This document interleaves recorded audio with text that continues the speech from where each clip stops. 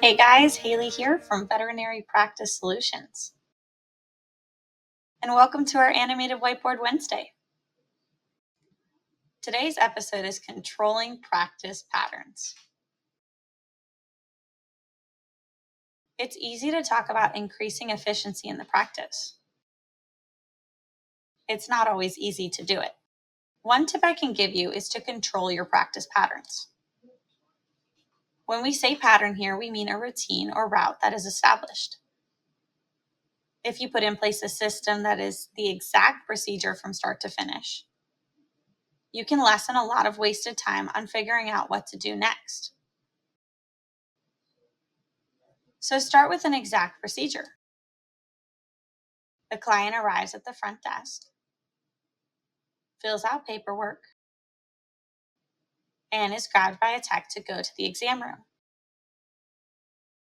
That is an exact, simple pattern.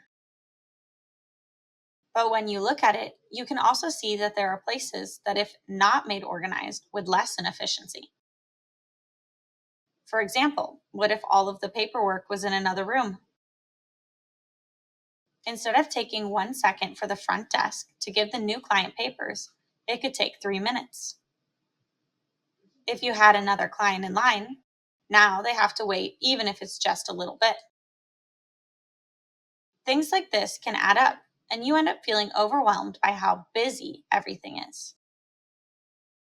If you just organized the actual position of things in the office so everything was done as quickly as possible, you would lessen your stress significantly.